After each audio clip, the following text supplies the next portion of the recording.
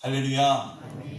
오늘도 우리에게 주께서 주시는 크신 은혜와 위로가 임하기를 간절히 소원합니다. 여러분, 성경은 하나님의 뜻을 우리에게 전할 때 우리가 이해할 수 있는 다양한 방법과 언어 그리고 어조를 사용하여 전달하고 있습니다. 때로는 이야기 형식을 사용하여 그 이야기 안에 나타나고 있는 어떤 교훈을 통해 하나님의 뜻을 발견하게 하고, 때로는 시와 같은 형태를 사용함으로써 성경 속에 있는 화자가 당시에 느끼고 있었던 생생한 감정들을 우리에게 고스란히 전달해 주기도 합니다. 또한 성경은 우리가 이미 잘 알고 있는 어떤 익숙하고도 친밀한 이미지를 떠올리게 하여 진리의 말씀을 우리의 눈높이, 곧 우리의 수준에서 잘 이해할 수 있도록 도와주는데, 이것은 마치 갓난 아이를 기르는 어머니가 아이에게 필요한 영양소를 공급해 주기 위하여 이유식을 정성껏 준비하여 먹이는 것과 같은 그러한 느낌을 받게 합니다. 오늘 본문 말씀에서 사도 바울은 바로 이러한 방식을 통하여 우리에게 진리의 말씀을 깨닫게 하고 있습니다. 특히 바울은 교회란 무엇인지를 알려주기 위하여 이미 우리가 잘 알고 있는 하나의 이미지를 떠올리게 하고 있죠. 오늘 우리가 이것에 관해서 함께 나누어 가기를 원합니다. 바울이 서신을 기록하여 보내고 있는 에베소 교회와 또 우리 성실교회를 포함한 오고 오는 모든 세대들 속 교회가 가져야 할 모습이 어떠한 것인가를 발견하고, 또 우리가 교회가 그러한 모습을 가짐으로써 주님이 보시기에 칭찬받을 만한 아름다운 교회로 세워져 가기를 주님의 이름으로 간절히 소망합니다. 여러분, 오늘 말씀 속에서 사도 바울은 교회에 관해 설명할 때에 건물이 지어져 가고 있는 건축의 이미지를 사용하고 있습니다. 오늘 본문 말씀 21절과 22절을 함께 읽어보도록 하겠습니다. 시작! 그의 안에서 건물마다 서로 연결하여 주 안에서 성전이 되어가고, 너희도 성령 안에서 하나님이 거하실 처소가 되기 위하여 그리스도 예수 안에서 함께 지어져 가느니라. 아멘.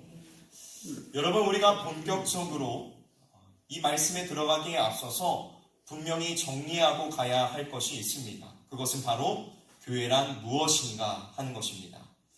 우리는 보통 교회가 무엇인지를 생각할 때에 성도들이 정해진 날, 정해진 시간에 함께 모여 신앙생활을 하는 공간, 바로 이 건물이 교회라고 쉽게 떠올리며 그렇게 이해하고 있습니다.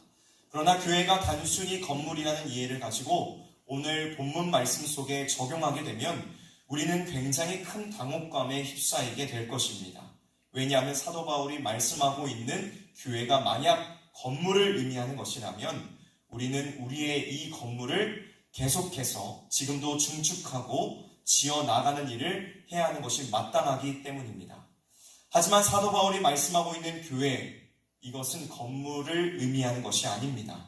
여기에서 말씀하고 있는 교회란 예수를 구주로 믿고 같은 믿음의 고백을 하는 사람들의 모임, 성도들의 모임을 말씀하고 있는 것입니다.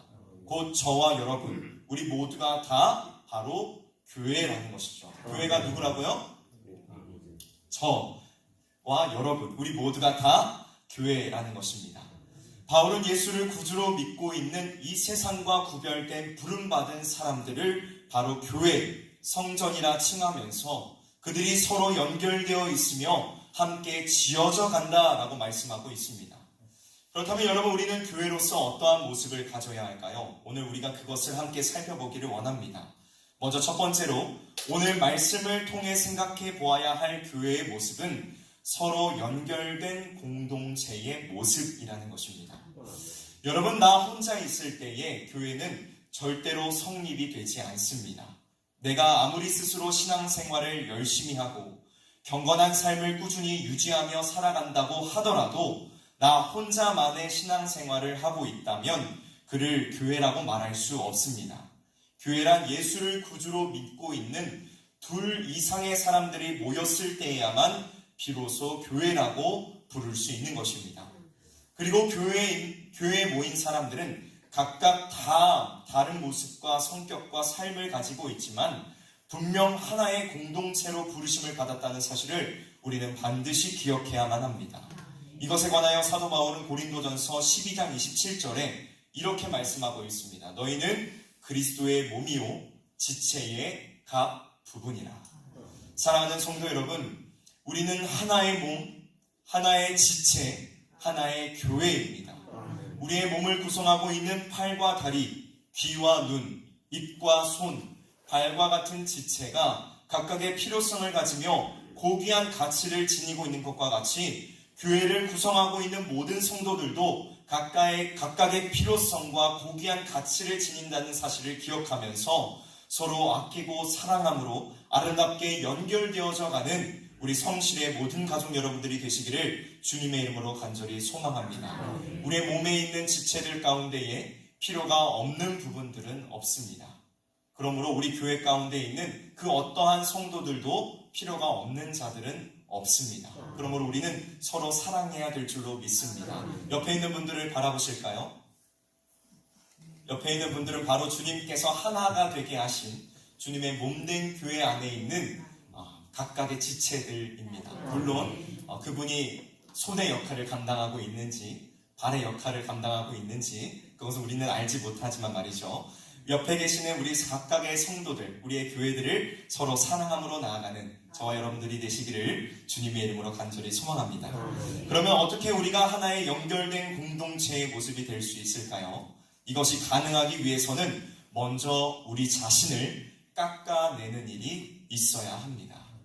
건물이 튼튼하고 훌륭한 모습으로 지어지기 위해서는 건물을 이루는 데에 가장 기초가 되는 벽돌이 사용 용도에 맞게 필요한 모양으로 다듬어져야 하며 외부로부터 다른 이물질들이 유입되지 않도록 벽돌들끼리 빈틈없이 붙어 있어야만 합니다. 여러분, 우리가 원하는 건물을 짓기 위해서는 벽돌들의 모양을 사용 용도에 맞게 우선적으로 다듬어야 할 필요가 있습니다. 만약 우리가 이 일을 게을리하면 건물을 짓는 과정에서 반드시 많은 불편함을 느낄 뿐만 아니라 결국에는 안전하지 않은 위태로운 건물을 짓게 될 것입니다. 여러분, 젠가 게임 혹시 해보셨나요? 젠가 게임을 할 때 룰이 어떻죠? 벽돌을 하나 꺼내서 계속 그 위에 여러 가지 모양으로 쌓게 되죠. 근데 이게 점점 어려워집니다. 쌓을수록. 그래서 결국에는 무너지게 되죠. 그런 것처럼 우리가 반드시 벽돌을 모양을 아름답게 만들어서 하나씩 세우지 않으면 교회가 흔들릴 수밖에 없고 무너질 수밖에 없다는 것입니다. 그렇습니다. 여러분, 우리가 교회를 이루고 있는 벽돌의 한 부분이라고 한다면 우리는 우리 자신을 먼저 깎아내야 하는 수고를 감당해야만 합니다. 우리는 자신의 이기적인 마음들과 고집, 아집을 깎아내야 하며 모난 성품을 그리스도의 사랑 안에서 지속적으로 다듬어내야 합니다. 물론 우리 안에 있는 죄의 경향성은 끊임없이 자기 자신을 주장하려 할 것입니다. 내 자신을 쳐서 다른 이들에게 맞추려고 하는 것이 아니라 다른 이들을 나에게 맞추기 위하여 온 신경을 집중할 것입니다. 또한 모난 성품을 통하여서 옆에 있는 형제 자매들을 낙심하게 할 것이며 그들에게 씻지 못할 슬픔과 아픔을 주고 말 것입니다. 그러므로 우리는 날마다 예수 안에서 자신을 살피며 자기의 부족함을 주님 앞에 솔직히 고백하고 주님의 도우심을 반드시 간구해야만 합니다. 우리의 힘으로는 우리 안에 있는 고집과 아집을 꺾기가 너무나도 힘이 듭니다. 아니, 거의 불가능합니다. 우리의 자만함은 우리의 눈을 가려 바른 길로 향하지 못하게 방해하며 우리의 혈기와 모난 성품은 다른 이들을 찌를 뿐만 아니라 우리 자신마저도 이미 찌르고 있지 않습니까? 사랑하는 성도 여러분, 한번 되돌아보십시오. 여러분은 잘 다듬어져 있는 벽돌입니까? 아니면 모가 난 벽돌입니까? 바라기는 우리 모든 성실의 가족들이 주님 안에서 잘 다듬어진 벽돌이 되어 아름다운 교회로서 서로 연결되어져 가는 공동체가 되기를 주님의 이름으로 간절히 소망합니다. 다음으로 우리가 하나의 연결된 공동체의 모습을 가지기 위해서는 자기 자신을 내어주는 희생이 있어야만 합니다. 여러분, 우리는 희생을 하는 것에 참 익숙하지가 않습니다. 왜냐하면 우리가 살아가고 있는 이 사회는 희생을 지혜롭지 못한 행동으로 보고 있기 때문이죠. 물론 이 희생에 관하여 겉으로는 숭고하며 박수를 받아 마땅한 것이라고 말은 합니다. 하지만 그 내면을 들여다보면 희생이란 약한 자가 강한 자를 위해 해야 하는 행위이며 출세와 성공을 위해선 반드시 잊어야 하는 단어라고 생각하고 있습니다. 그렇다면 성경은 희생에 관하여 우리에게 무엇이라 말씀하고 있을까요? 여러분, 성경은 이 세상이 말하고 있는 방식과 전혀 다른 희생에 관해 우리에게 말씀하고 있습니다. 우리가 마태복음 20장 28절의 말씀을 함께 찾아보도록 하겠습니다. 마태복음 20장 28절의 말씀입니다.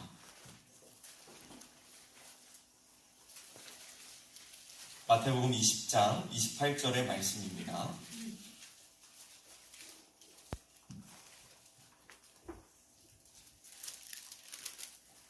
찾으셨나요? 우리 다 같이 한 목소리로 읽도록 하겠습니다. 시작. 인자가 온 것은 섬김을 받으려 함이 아니라 도리어 섬기려 하고 자기 목숨을 많은 사람의 대속물로 주려 함이라. 아멘. 또 에베소서 5장 2절은 이렇게 증언하고 있습니다. 그리스도께서 너희를 사랑하신 것 같이 너희도 사랑 가운데에서 행하라. 그는 우리를 위하여 자신을 버리사 향기로운 제물과 희생 제물로 하나님께 드리셨느니라. 여러분, 예수님께서 낮고 천한 이 땅에 오신 이유가 무엇입니까? 바로 우리에게 자신을 내어주시기 위함이었습니다. 그분은 만물을 창조하신 창조주이심에도 불구하고 피조물인 사람을 섬기기 위하여 오셨으며 그 모든 사역을 통하여 자기 자신을 내어주셨습니다.